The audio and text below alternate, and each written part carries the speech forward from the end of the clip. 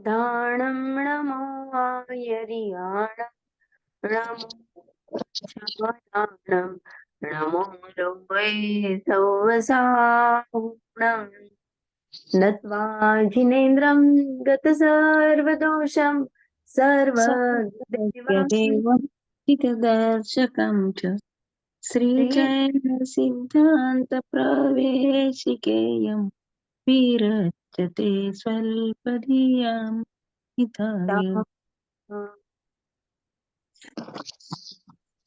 परम मांगल्य गोपाल दास जी बरैया ग्रुप जैन सिद्धांत प्रवेशिका हम पढ़ रहे हैं।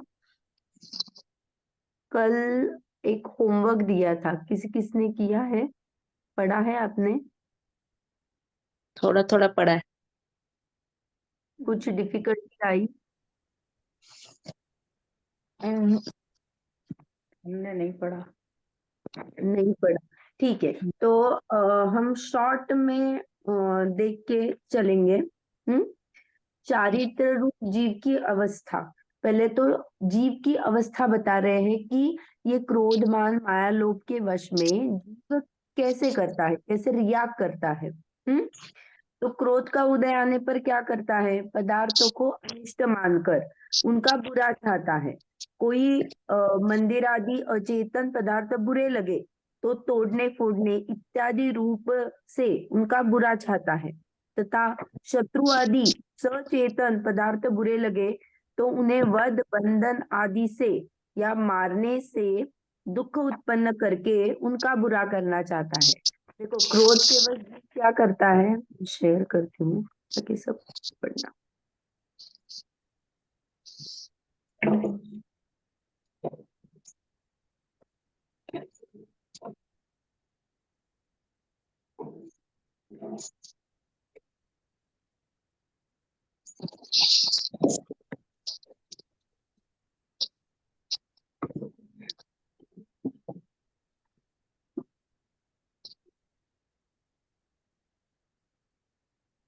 क्रोध के वश में जीव क्या करता है?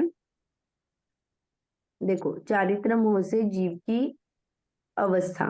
तो क्रोध कषाय होने पर पहले तो क्या करता है? चारित्र मोह के उदय से कषाय भाव करता है, उससे इष्ट अनिष्ट पना मानता है। माने जो भी पदार्थ सामने दिख रहा है उसमें इष्ट अनिष्ट की कल्पना जब भी हम करते हैं तो कुछ न कुछ तो क्रोध मान माया लोभ आदि उत्पन्न होते ही होते।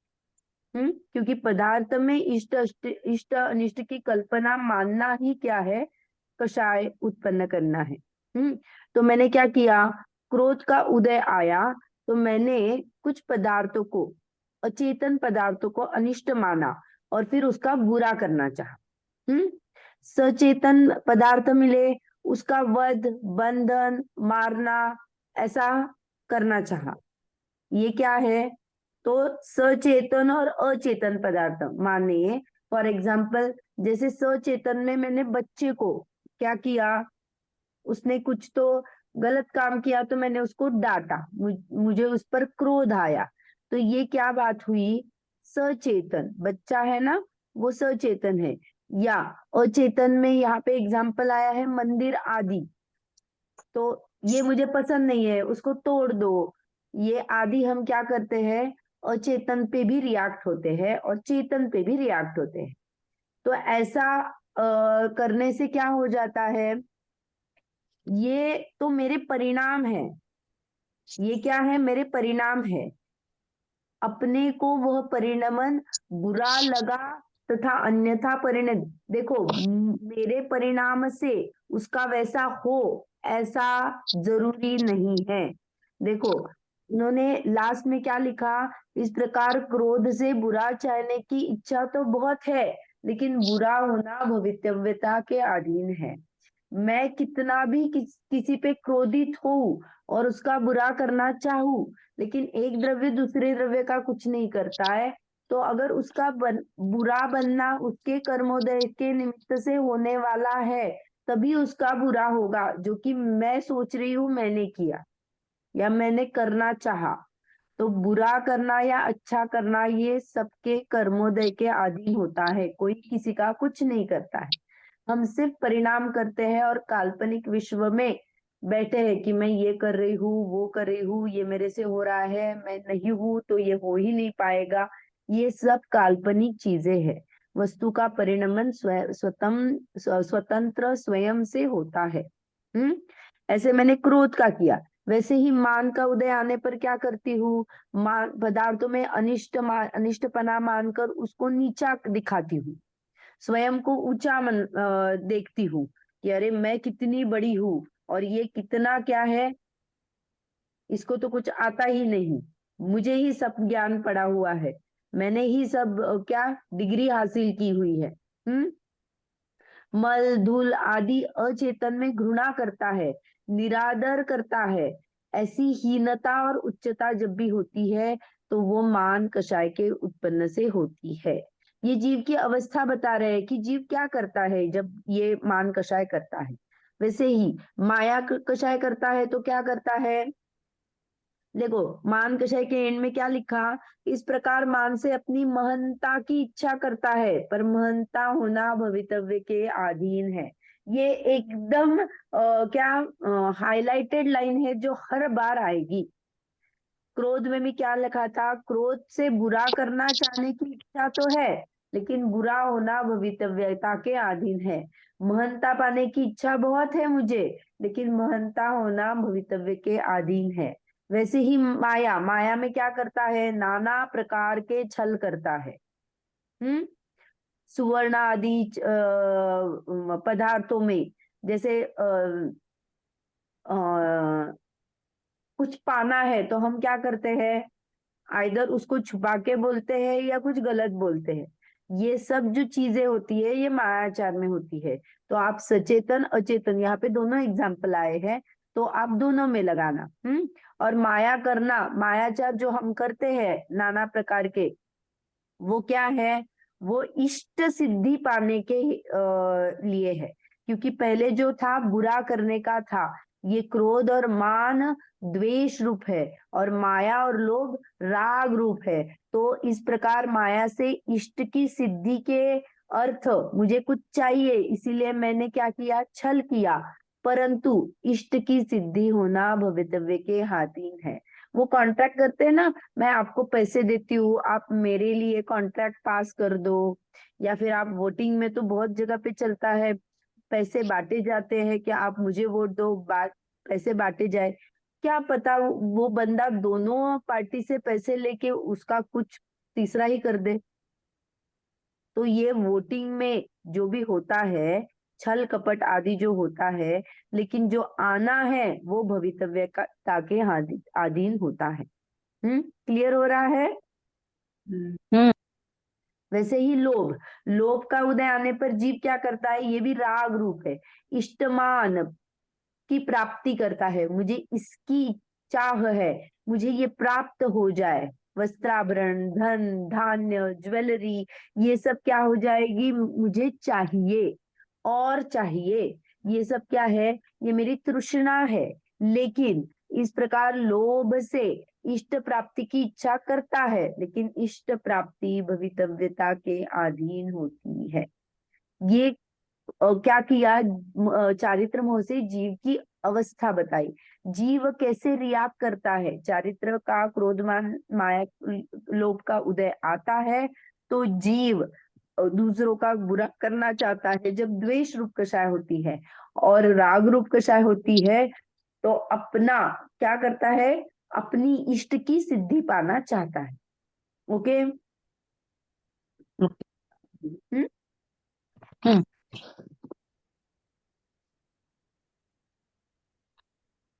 तो यहाँ से तो हमने पढ़ लिया। अभी नीचे ये भी है, क्या है, नौ कषाय का ही है, वो भी पढ़ लेते हैं, छोटा सा ही है। देखो। हम्म। तथा चारित्र मोह के उदय से नौ कषाय होती है। वहां हास्य के उदय से इष्टपना मानकर प्रफुल्लित होता है, हर्ष मानता है। रति के उदय से इष्ट मानकर प्रीति करता है, आसक्त होता है। अरति के उदय से अनिष्ट मानकर अप्रीति करता है, वहां का उद्वेग रूप होता है, माने उसको हटाना चाहता है। शोक के उदय से अनिष्टपना मानकर मानकर दिलगिरी व्यक्त होती है, माने विषाद करता है, दुखी शोकाकुल होता है। भय के उदय से अनिष्ट मानकर डरता है, संयोग नहीं चाहता, भूत नहीं आए तो शेर नहीं आए, ऐसे संयोग को नहीं चाहता है, डरता है वहां से। तथा जुगुप्सा के उदय से किसी पदार्थ को अनिष्ट मानकर घृणा करता है, उसका वियोग चाहता है। इसी प्रकार हास्यादि छह नौ कषाय है। उसमें से नीचे भी ये तो 6 हो गए, नीचे है तथा वेदों के उदय से काम परिणाम होता है, स्त्री वेद के उदय से पुरुष के साथ रमण करने की इच्छा होती है, पुरुष वेद के उदय से स्त्री के साथ रमण करने की इच्छा होती है, और नपुंसक वेद के साथ युगपत दोनों से रमण करने की इच्छा होती है। यहाँ पे इस पैराग्राफ से यह 9 कषाय के इसमें अच्छे से क्लियर कट पता चल जाता है कि कुछ राग रूप है, कुछ द्वेष रूप है। आप बता सकते हो कोई जो राग रूप है और द्वेष रूप है, बाइफरकेशन कर सकते हो आप। जैसे क्रोध और मान द्वेष रूप है, माया और लोभ रूप राग रूप है।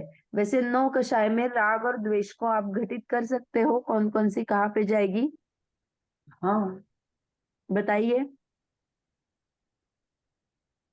राग रूप रहेगा, हास्य रति हाँ। राग रूप, हम्म। राग हाँ। रूप रति अरति अरति द्वेष रूप, हाँ। हास्य रति अरति शोक शोक भय द्वेष रूप, द्वेष हाँ। रूप भय भय भी द्वेष रूप, हम्म, राग भय जुगुप्सा जुगुप्सा जुगुप्सा वो भी भी द्वेष रूप, द्वेष रूप। द्वेष रूप, हाँ, हास्य रति अरति शोक, वह जुगुप्सा और 3 वेद। और स्त्री पुरुष 3 वेद के आएंगे ना, ये राग राग रूप आएंगे। वो राग रूप। हाँ, देखिए, क्योंकि जहां जहां इष्टपना है वो राग रूप है, जहां जहां अनिष्टपना है वो देश रूप है। हास्य रति राग है और 3 वेद राग रूप है। बाकी अरति, शोक, भय, जुगुप्सा ये 4 द्वेष रूप है। ओके, ओके, ये हमने जीव की अवस्था देखी। अभी हम 52 पेज पे इसी प्रकरण से उससे निवृत्ति के जो उपाय, अभी देखो, क्रोध का उदय तो आया, मुझे रिएक्ट तो करना है, मैं रिएक्ट भी हो गई, लेकिन अभी उससे निवृत्ति पाने के लिए मैं क्या करूं। ये बहुत इजी लैंग्वेज है, इसीलिए यहाँ से पढ़ रहे हैं। ओके, देखो, चारित्र मोह से दुख और उससे निवृत्ति। तो क्रोध कषाय की अवस्था में क्या होता है, क्रोध कषाय उत्पन्न होती है तब दूसरे का बुरा करने की इच्छा होती है। उसके लिए अनेक उपाय विचारता है, मर्म छेदी गाली देता है, फिर क्या करता है,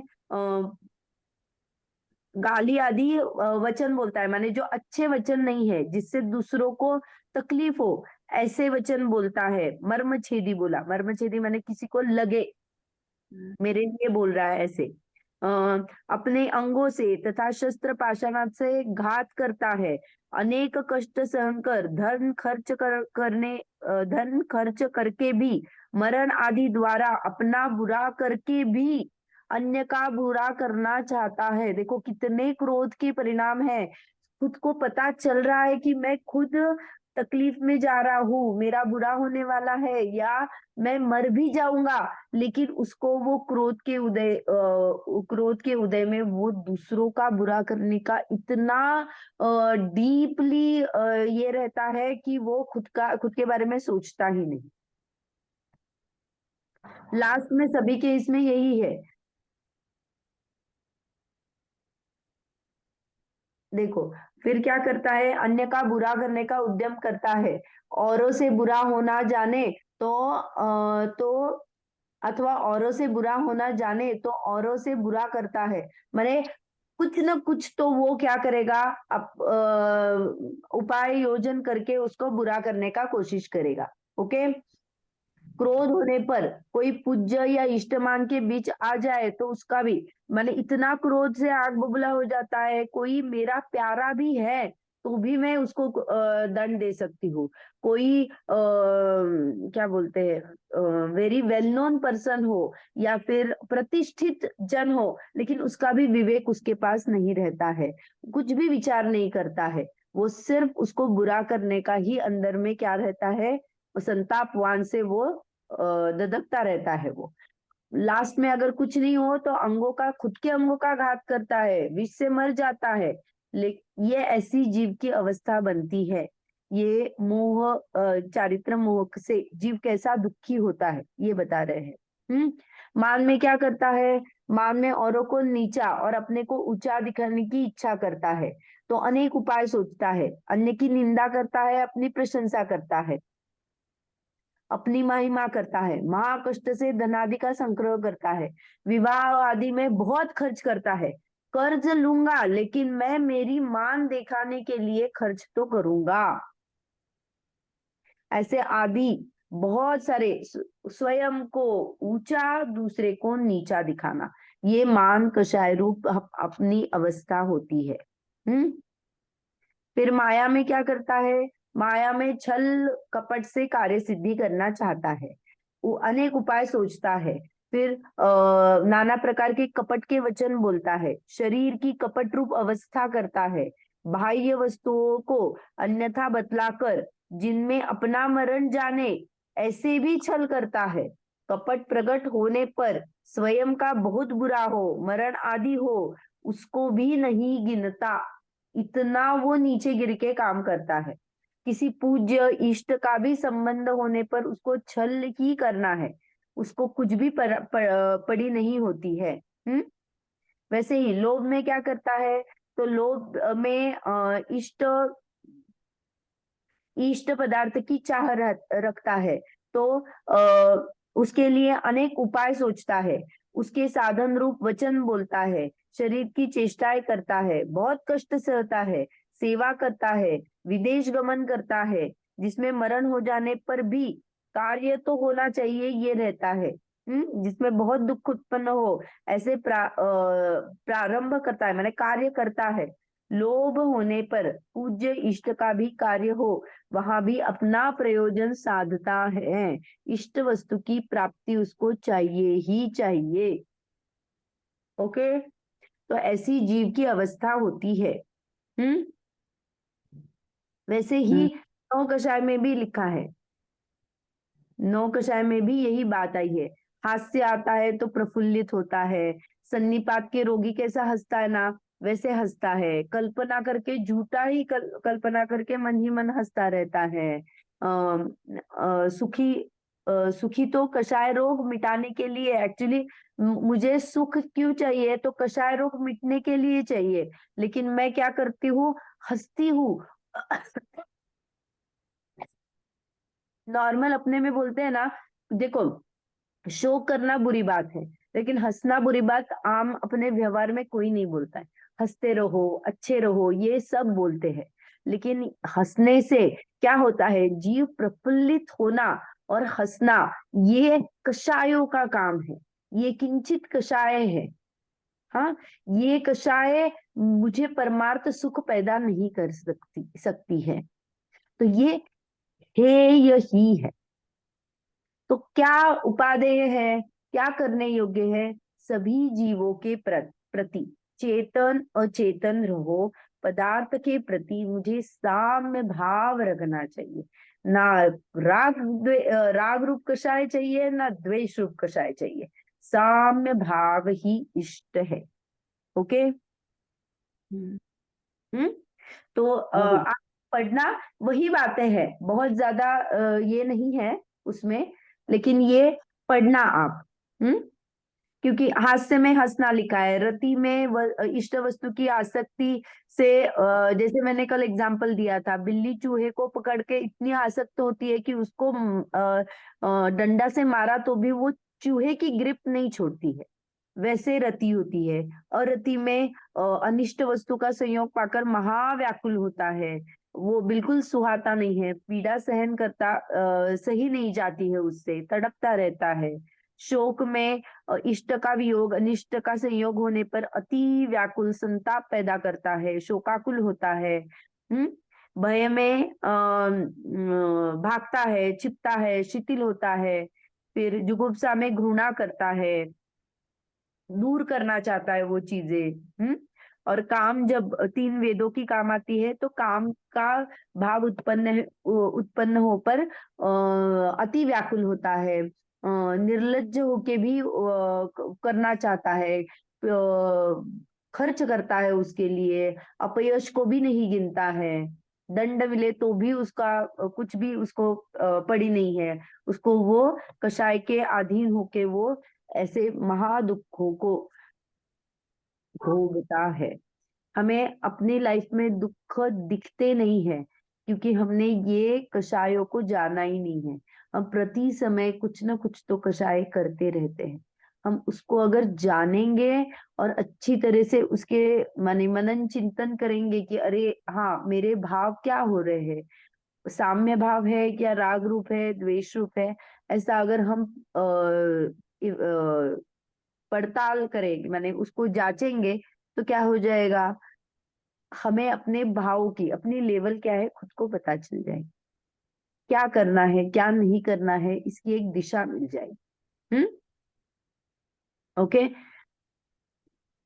तो जो पढ़ना था वो हमने पढ़ लिया है। अभी आज हम आयु कर्म को स्टार्ट करेंगे।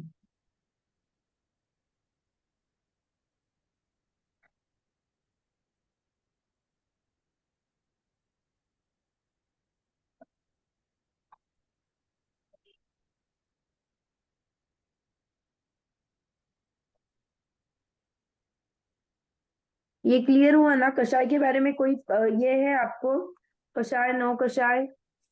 नहीं नहीं, कोई डाउट नहीं। कोई डाउट नहीं ना? बहुत अच्छी बात। ये सिर्फ एक बोलना था कि वेद जो अभी हमने पढ़े ना, 3 वेद, तो देवों में सिर्फ स्त्री वेद, मेल फीमेल ऐसे ही रहते हैं। देव में देवांगिनिया, नहीं, हाँ, देवांगिनिया और देव ऐसे 2 रहते हैं। तिर्यंच में तिर्यंच में 3 रहते हैं। जैसे हम देखते हैं ना, मेल फीमेल और नपुंसक, ऐसे तीनों चीजें होती है। फिर मनुष्य नारकियों में मनुष्य में भी तीनों चीजें होती है। नारकियों में नपुंसक वेद। नारकियों में सिर्फ नपुंसक ही होते हैं। नारकियों में दूसरा कुछ भी नहीं होता है, सिर्फ नपुंसक ही होते हैं। सिर्फ नपुंसक ही होते हैं नारकियों में, लेकिन बाकी के इसमें तिर्यंच और मनुष्यों में तो तीनों होते हैं। देव में 2 ही होते हैं, मेल फीमेल, वहां पे नपुंसक नहीं होता है। ओके,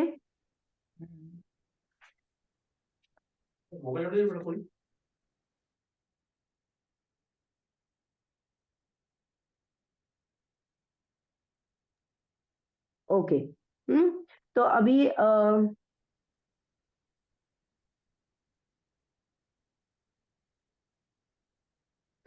अभी आयु कर्म देखेंगे।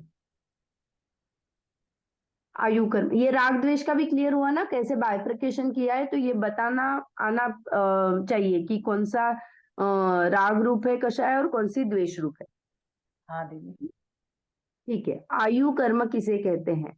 जो कर्म आत्मा को नरक, तिर्यंच, मनुष्य और देव के शरीर में रोक कर रखता है, उसे आयु कर्म कहते हैं। अर्थात आयु कर्म आत्मा के अवगाहन गुण को घातता है। यहाँ पे क्या बताना चाहते हैं वो हम पढ़ेंगे। देखो, इसके लिए एग्जाम्पल आया है काठ का कोड़ा। काठ का कोड़ा माने बहुत पुराने राजाओं के परंपरा में जब भी किसी को सजा दी जाती थी तो एक जगह पे माने अभी कैसे हथकड़ियां लगाते हैं, लेकिन मैं फिर भी घूम सकती हूँ, तो वहां पे क्या रहता है, वो हथकड़ी भी एक जगह पे फिक्स रहती है। तो मुझे वहां पे जाके मुझे उनके साथ बांधा जाता है। तो अभी जब तक वो हथकड़ी माने जो काठ का खोड़ा है उसके साथ मेरा बंधन है, तब तक मैं वहां पे रहूंगी, मैं वहां से नहीं बाहर जा सकती हूँ। तो ये शरीर और जीव का जो एक क्षेत्रावगाह संबंध है, वो मेरे भव तक है ना, वो आयु कर्म है। माने जब भी मुझे मनुष्य आयु मिली, इस भव में मुझे मनुष्य आयु मिली, चल रही है मेरी आयु, तो मनुष्य आयु पूरी होने तक, स्टार्टिंग से एंड तक, ये शरीर के साथ मेरा एक क्षेत्रावगाह संबंध फिक्स है। कोई कुछ भी नहीं कर सकता है, मुझे कितना भी एक्सपेरिमेंट कर दे, कुछ भी कर दे, लेकिन इस आत्मा को इस शरीर से आयु कर्म के सिवा कोई भी नहीं निकाल सकता। आयु कर्म मेरा है ना, तो वो मैं उस शरीर के साथ रहूंगी ही। जब मेरा आयु कर्म खत्म हो जाएगा तो मैं क्या करती हूँ, दूसरी जगह पे, मैंने जहां पे मुझे जाना है वहां पे क्या करती हूँ, वहां पे जाके फिर मैं क्या करती हूँ, शरीर को धारण करती हूँ, और वहां से फिर नेक्स्ट भव को,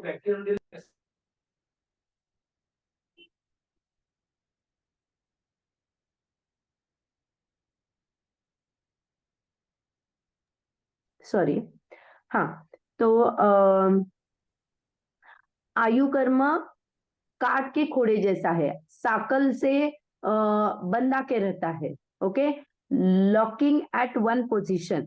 तो मैं अभी इस शरीर के साथ बंधी हुई हूँ, निकाल नहीं सकता है, ये आयु कर्म है। आयु कर्म के चार भेद कहे, नरक, तिर्यंच, मनुष्य और देव। तो जब भी अगर भागों की परिभाषा बोलेंगे, तो भागों में क्या आया है पता है क्या आयु कर्म का? देखो, जब जीव अपनी योग्यता से, मैंने अपनी योग्यता से मनुष्य, तिर्यंच आदि शरीरों में रहता हूं, तब उसमें जिस कर्म का उदय निमित्त होता है वह आयुष कर्म है। आयुष कर्म के कार्य काट के घोड़े के समान है। जिस प्रकार काट के घोड़ा अपराधी को सजा देने के लिए बनाए जाने वाले प्राचीन कालीन लकड़ी का यंत्र में फंसा हुआ पैर, वह घोड़ा खाले जाने पर, नष्ट होने पर ही निकल सकता है। माने जब तक आप वहां से नहीं निकालोगे तो वो नहीं निकलेगा। उसी तरह ये कर्म का जब तक उदय रहता है, तब तक निमित्त रूप से जीव अपनी योग्यता से शरीर में रहता है। ओके, जब ये कर्म का अभाव हो जाता है तो क्या हो जाता है, मैं अवगाहन गुण को प्रकट करती हूँ। ओके, आयु कर्म ना थोड़ा सा डिफरेंट है। डिफरेंट क्यों बोल रही हूँ, क्योंकि हमें प्रति समय कितने कर्म बनते हैं, 7 कर्म प्रति समय बनते हैं। प्रति समय आयु कर्म अकेला ऐसा है कि उसके हर बार कुछ ना कुछ अलग फैक्ट्स रहते हैं, क्योंकि ये प्रति समय नहीं बनता है। इसके डेफिनेटली अलग अलग मेरे जीवन काल में अलग अलग पड़ाव होते हैं, तभी ये बनता है। ओके, इसका पूरा एक कैलकुलेशन है, शॉर्ट में मैं बताऊंगी। तो देखो, जब भी मैं यहां से मरकर, कहीं से मरकर मनुष्य में आई, मनुष्य की आयु मेरी एक फिक्स रहती है। मैं पुरानी आयु, जब भी मेरा मरण हो जाता है, तो विदाउट नेक्स्ट भव की आयु बांधे बिना मेरा मरण कभी भी नहीं हो सकता है। सोच लो कि अभी मैं मनुष्य हूं, और मनुष्य के बाद में मैंने आयु बांधी ही नहीं और मेरा मरण हो जाएगा, तो मैं कहाँ जाऊंगी? तो ऐसी प्रक्रिया ही नहीं होती है। मैं मरने से पहले मेरे अकाउंट में फिक्स मेरा आयु कर्म जो नेक्स्ट भव में जाने वाली हूँ वो बंधा होता है, मैं बांध के ही जाती हूँ। तो कब बांधती हूँ, तो उसके अलग अलग स्पेसिफिकेशन है। फॉर एग्जाम्पल, मेरी मनुष्य आयु का एक क्या है, एक टाइम पीरियड रहता है।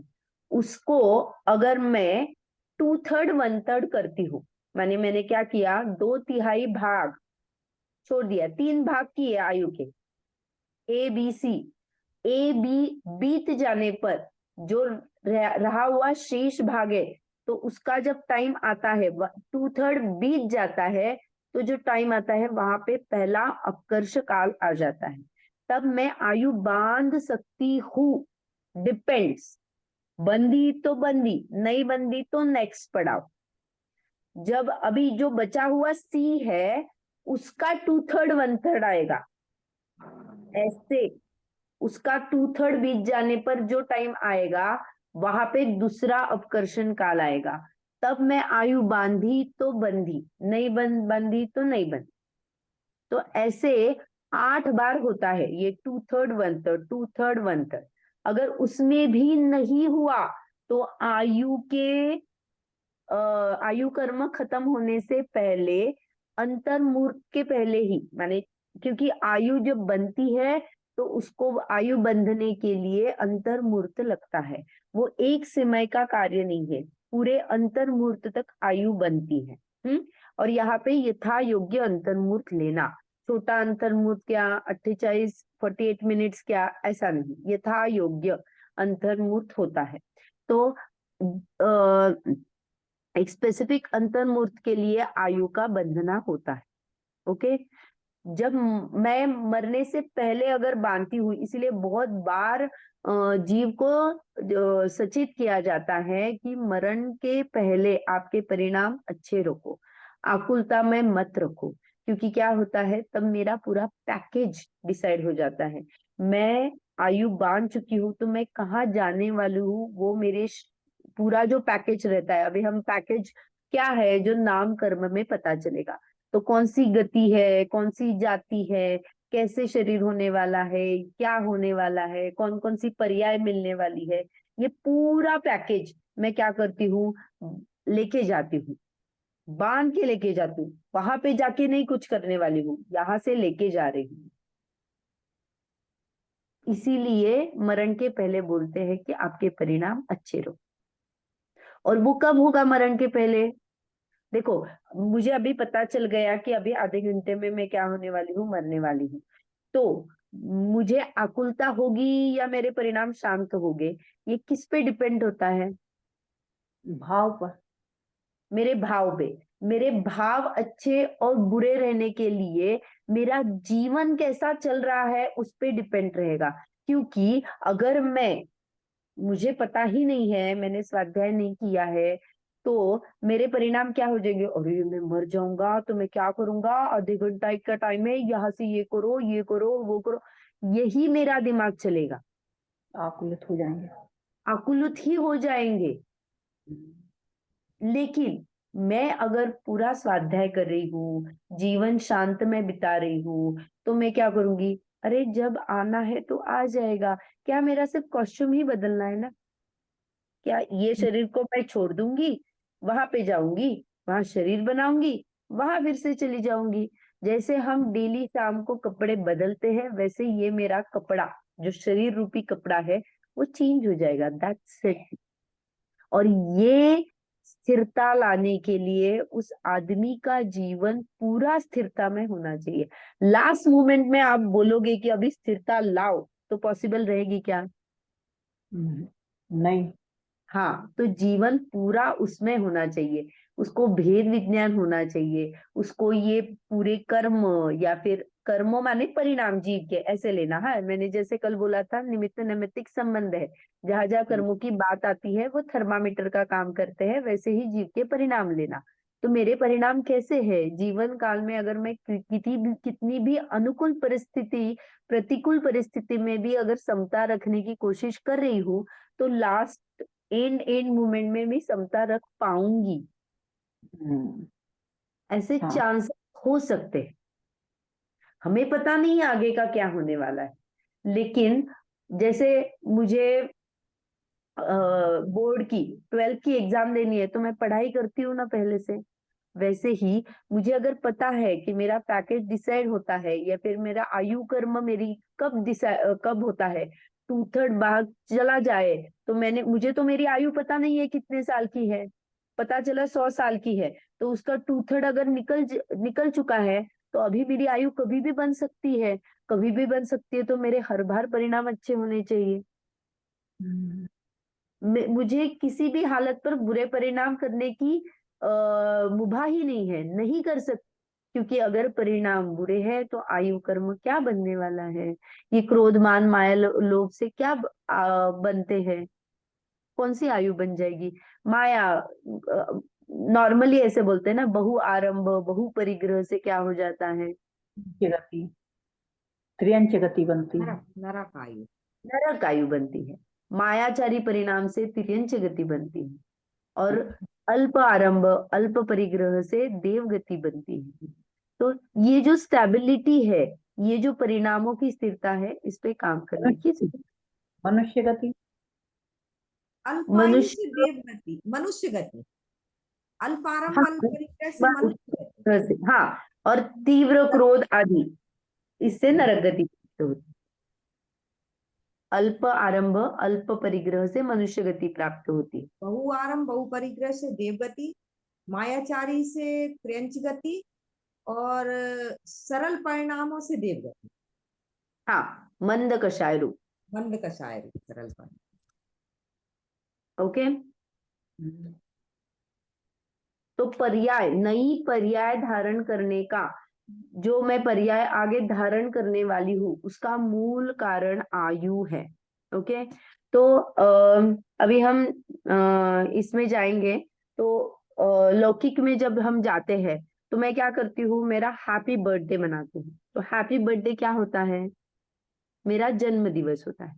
तो लौकिक में हैप्पी बर्थडे जब मैं मेरे माँ के गर्भ से आती हूँ, वो वाला डेट रहता है ना। तो मैं जब वूम में आ चुकी हूँ, पेट में जब मैं पैदा हुई, मेरे माँ के गर्भ में मैं जब पैदा हुई, वो वाला हैप्पी बर्थडे होना चाहिए ना एक्चुअली, क्योंकि तब मैं आई ना वहां पे। एक्चुअली आयु कर्म वहां से कहाँ से स्टार्ट हो जाता है?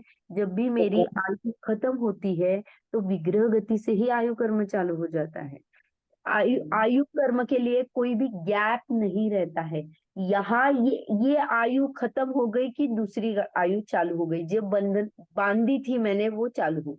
तो आयु के लिए कोई भी बीच में गैप नहीं रहता है। गैप रह जाएगा तो मैं क्या हो जाऊंगी? मुक्त हो जाऊंगी ना, आयु कर्म नहीं रहेगा। तो ये आयु कर्म जो है अभी की और नेक्स्ट की, तो यहाँ पे जन्म और मरण ये हमने कल्पना की हुई है, ये हमारी ये है आयु कर्म का जन्म और मरण। लेकिन आयु कर्म क्या है? वो शरीर को छोड़ना और दूसरा शरीर धारण करना, ये सिर्फ प्रोसेस जन्म और मरण की होती है। आयु कर्म कंटिन्यूअसली चलता ही रहता है। थोड़ा क्लियर हुआ? हाँ,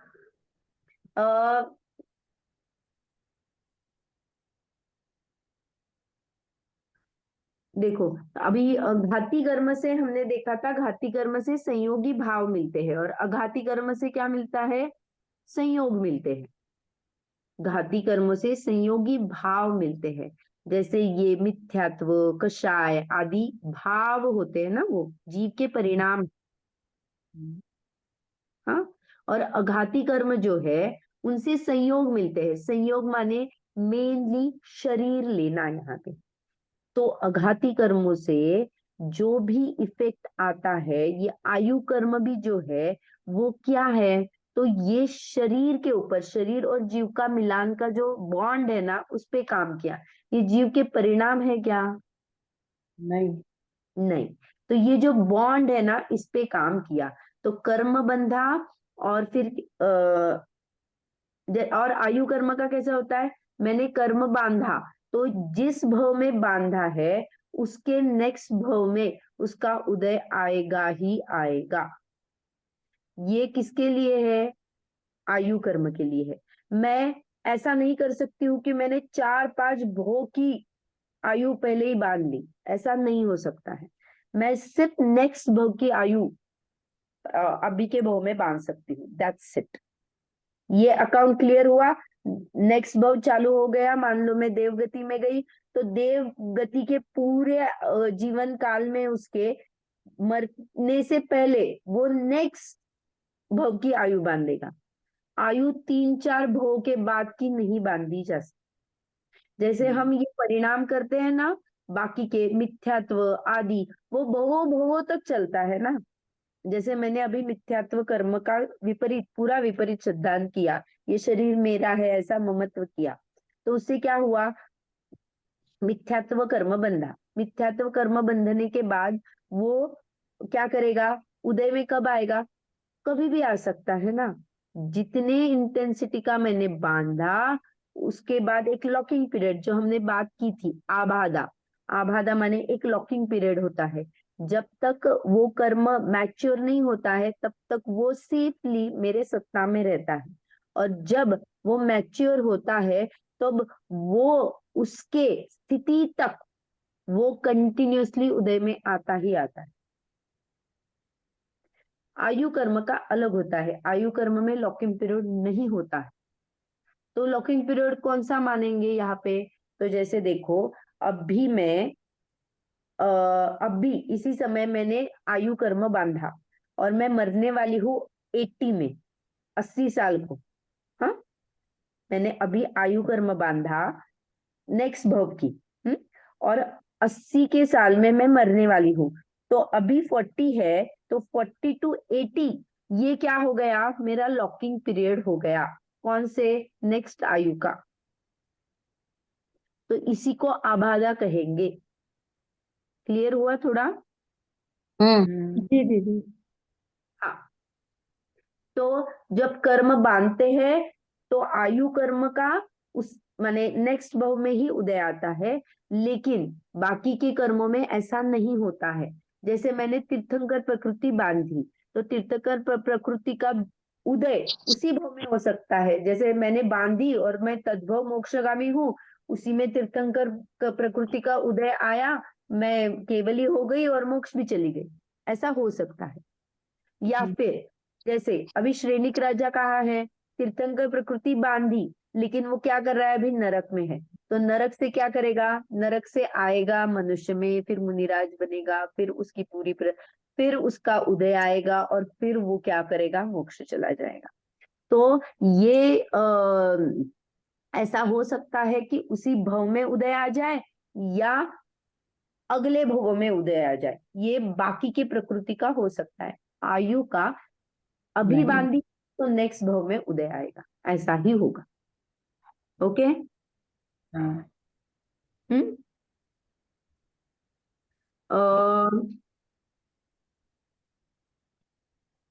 ठीक है। अभी आयु और गति, गति पता है, गति क्या है।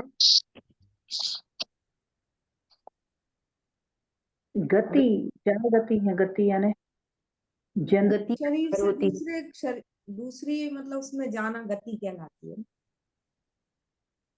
गति। ये तो चार होती हैं, इसको कैसे बोलूं, गति क्या है। ठीक है, कोई बात नहीं। देखिए जन्म अब, मरण के रास्ते यानी। हाँ,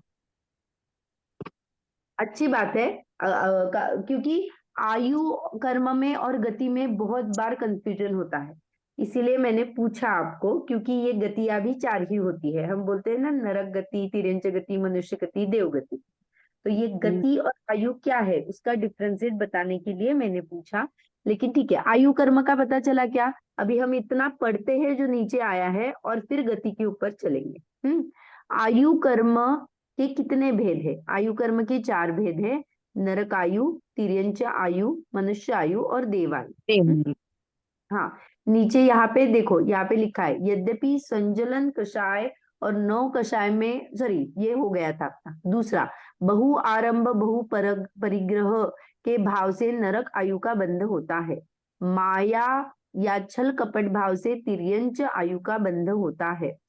और यहाँ पे मनुष्य और देव का लिखा है, अल्प आरंभ अल्प परिग्रह से स्वाभाविक सरल परिणाम से मनुष्य का बंध हुआ है, और देव आयु का मंद कषाय। तो क्या करना है, संयम प्राप्त करना है, सराग संयम हो, संयमा संयम हो, सम्यक दर्शन हो, अकाम निर्जरा हो, बाल तप हो, ये आश्रम के कारण है आयु के। देव आयु कब बंधेगी, अगर मैं कोई संयम ले लूं, कोई व्रत ले लूं, पांचवा गुणस्थान प्राप्त कर लूं, चतुर्थ गुणस्थान प्राप्त कर लूं, या फिर कुछ भी नहीं करूं, बाल तप। बाल तप माने क्या होता है, बाल तप माने मुझे कोई नियम नहीं है, लेकिन मैं अभी जो उपवास करती हूँ, या जैसे छोटा बच्चा कुछ ना कुछ संयम धारण करता है ना, लेकिन उसको यथार्थ श्रद्धा नहीं है, वो क्या कर रहा है उसे इतना पता नहीं रहता है, लेकिन हाँ ये करेंगे तो अच्छा है, मैं कंट्रोल कर लूं, इतना जो भाव है ना, इसको बाल तप कहते। तो हम भी अभी, हमें सम्यक दर्शन प्राप्त है क्या? नहीं है।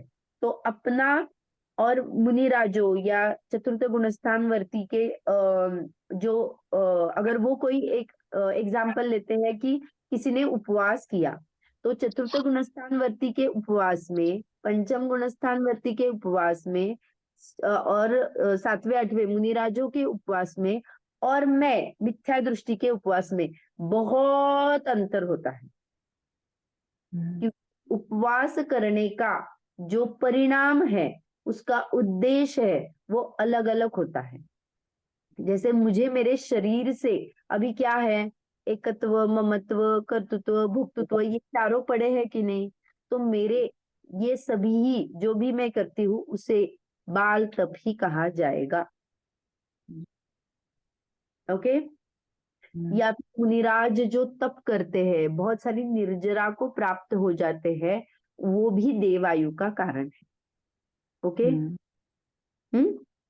हाँ दीदी। तो हाँ, तो अभी हमारी आयु की चर्चा तो खत्म हो गई है।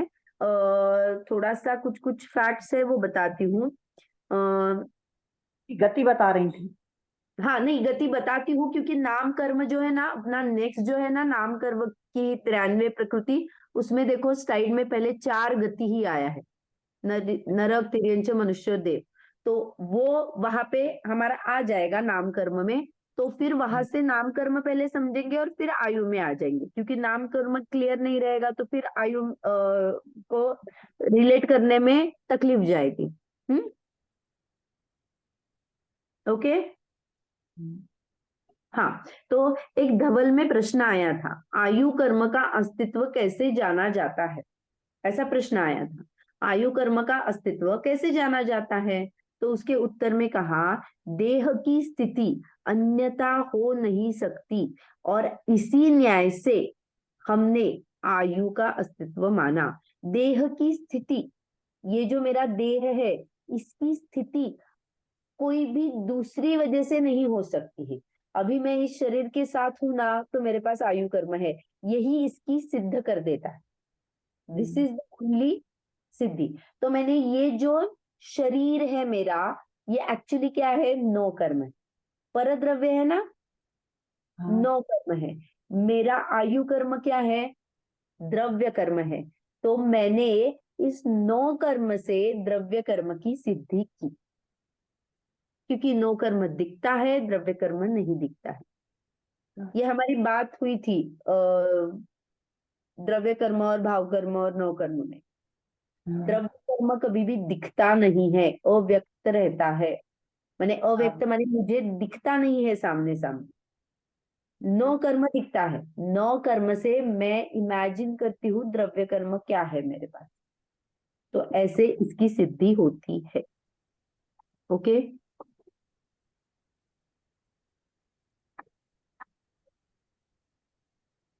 किसकी सिद्धि होती है दीदी? आयु कर्म नौ की कर्म। सिद्धि कैसे होती है?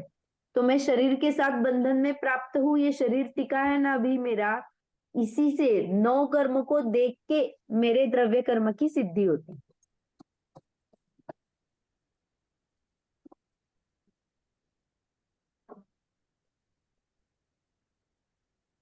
ओके।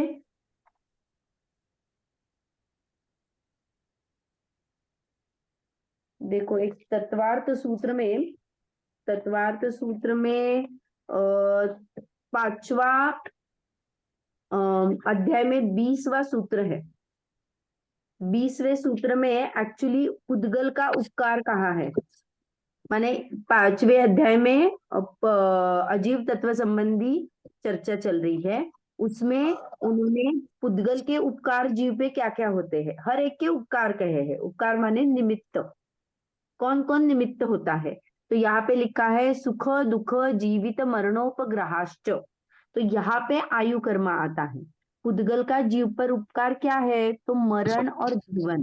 तो मरण और जीवन किसके रिलेटेड है? आयु कर्म से रिलेटेड है, क्योंकि आयु कर्म है तभी हम जीवन को क्या हो जाते हैं, जीवन है हमारा, आयु कर्म खत्म हो गया तो हम मरण को प्राप्त होते हैं। और ये हम लगाते कहाँ पे है, दिखने के लिए शरीर पे लगाते। हम्म, और दूसरा बताया था पुद्गल का उपराग सुख और दुख। तो सुख दुख वेदनीय कर्म का काम है, जिससे जीव प्रसन्नता को प्राप्त करता है या अप्रसन्नता को प्राप्त करता है। तो ये पुद्गल के उपकार में आया हुआ प्रकरण है। तो मुझे यहाँ पे स्पेसिफिकली ये बताना है कि जन्म और मरण ये आयु कर्म के संदर्भ में कहा जाता है। ओके। हम्म, हम्म। आगे। और हमने ये पिछली बार देखा था कि अघाती कर्म में कुछ भी कर्म का उदय हो सकता है और क्षय हो सकता है। मेरे आयु कर्म का मैं क्षय करती हूँ और सिद्ध बन जाती हूँ। मेरे आयु कर्म का उदय रह सकता है, मैं उसको दबा नहीं सकती, उसका अन्य कोई अवस्था नहीं हो सकती। कौन सी? उपशम नहीं कर सकती, क्षयोक्षम नहीं कर सकती हूँ। या तो खत्म होगी या फिर उदय होगा। रहेगी। इसीलिए उसको प्रतिजीवी गुण में लिया था, आइदर 0% या 100%। वो ऐसे बीच की लेवल में नहीं आता है। ओके। तो अभी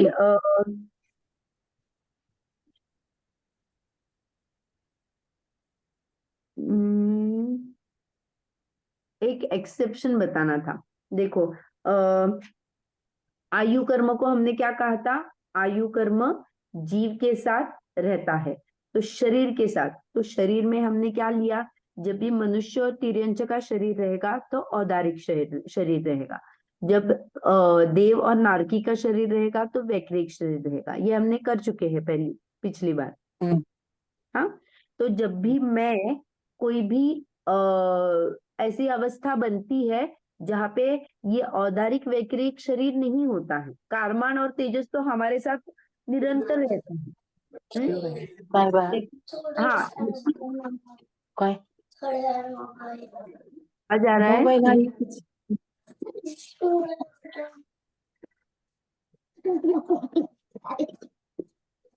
हो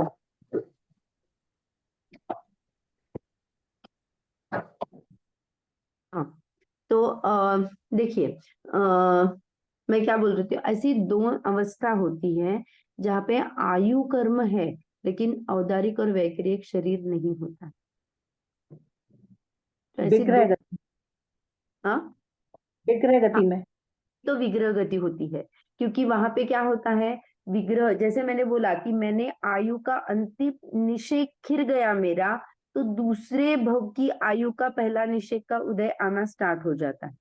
लेकिन वहां पे क्या है, मैं अभी तक विग्रह गति से मैं डेस्टिनेशन में पहुंचूंगी, कैसे है, मोड़े वाली है, कितना टाइम लगेगा, वो 3 या 4 समय में तो पहुंच ही जाऊंगी। वहां पे पहुंचूंगी, फिर पर्याप्ति चालू करूंगी, फिर पहला आहार पर्याप्ति, शरीर पर्याप्ति पूरी हो जाने के बाद मैं आहार माने आहार वर्गड़ा को ग्रहण करके मैं शरीर को बनाने की प्रोसेस चालू कर दूंगी, है ना। तो तब तक क्या है, तो आयु कर्म वहां पे है लेकिन शरीर नहीं है। तो शरीर कौन सा है यहाँ पे, शरीर में औदारिक वैक्रिक की अपेक्षा लेना। ओके। तो यहाँ पे आयु कर्म की जो डेफिनेशन आई है कि जो कर्म आत्मा को ये 4 के शरीर में रोक के रखता है वो आयु कर्म है।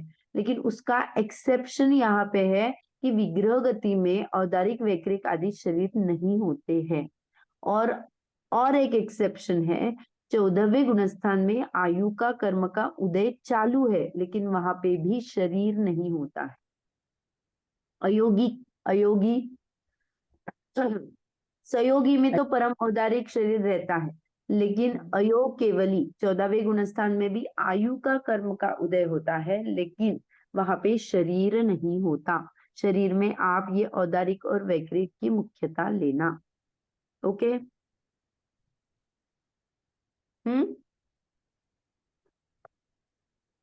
क्लियर है आयु कर्म? यानी अरहंत परमेष्टि का शरीर 14वें गुण स्थान में नहीं रहता। नहीं। क्लियर देखो नहीं। देखो 13वें गुणस्थान में सयोग केवली कहा। हाँ। सयोग केवली में परम औदारिक शरीर होता है। योग की कैसे होता है? मन वचन काय की क्रिया से होता है। अयोग केवली में योग ही नहीं है, तो मन नहीं है, वचन नहीं है, काय नहीं है। काय नहीं है माने शरीर नहीं है, तो वहां पे वो अशरीरी ही है। लेकिन वहां पे ये आयु कर्म का डिलीशन माने जो उदय आने बचा है ना आयु कर्म, वो उदय में आके गिर जाता है और खत्म हो जाता है। तो वो सिर्फ बहुत छोटा काल है, लेकिन उस काल में कोई भी शरीर नहीं रहता है, लेकिन आयु कर्म प्रेजेंट होता है। तो वहां पे कारमान और तेजस शरीर है क्या? है।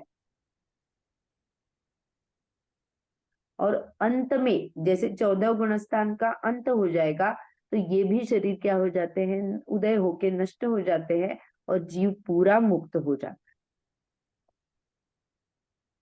ओके।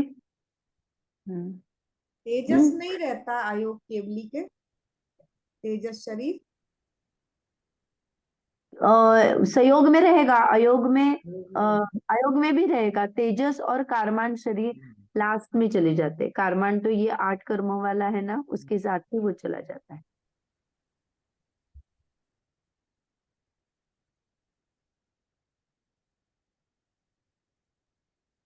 वो कारमान। जैसे हाँ, निर्माण होता है, तो निर्माण के समय तीर्थंकरों का शरीर नहीं मिलता फिर? सॉरी, नई प्रश्न समझ में आया, फिर से पूछिए।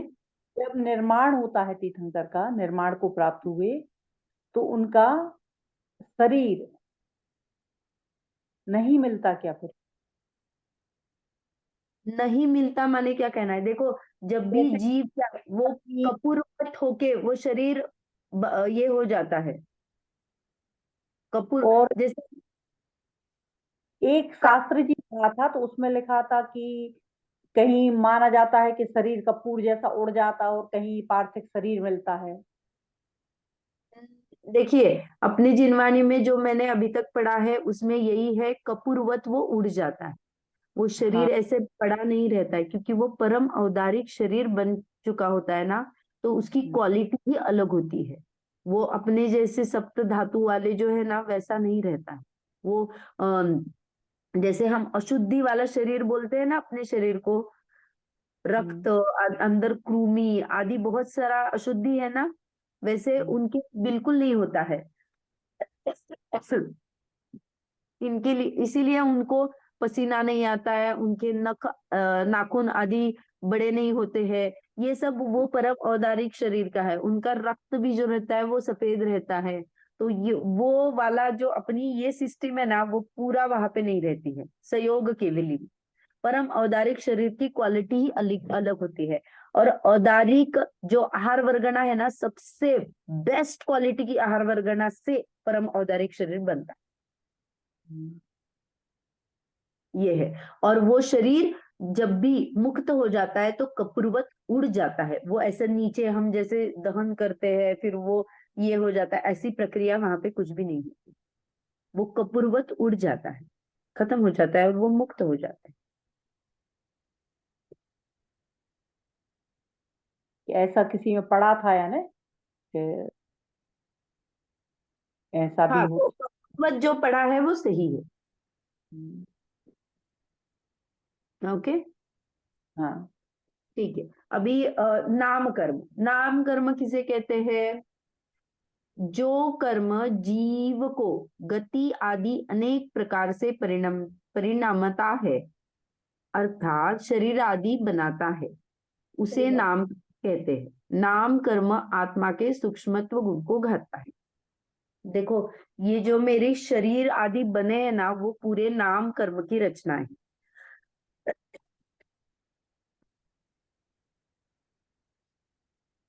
कल नहीं, मंडे को हम नाम कर्म के भेद प्रभेद पढ़ेंगे ना, तो गति पहला ही है, तो उसको पढ़ेंगे और फिर आयु कर्म और गति कर्म को लगाएंगे। ओके, तो अभी के लिए टाइम हो चुका है, तो हम यहीं पे रुकेंगे और फिर नाम कर्म शरीर बनाता है, ये लेना। पुद्गल की रचना में मैक्सिमम कंट्रीब्यूशन नाम कर्म का है, इसीलिए उसको चित्रकार की उपमा दी। चित्रकार कैसे विविध रंगों से विविध आकार प्रकार बनाता है, वैसे ही ये नाम कर्म अपने शरीर की रचना में सहायक होता है। ओके, निमित्त होता है। अभी जिनवाणी स्तुति करेंगे, फिर किसी को कुछ कहना है तो। निज निधि निज में बताई, यह अनंत उपकार है, इसके लिए जिनवाणी माँ को वंदना शत बार है, वंदना शत बार है। काय उत्सर्ग करेंगे।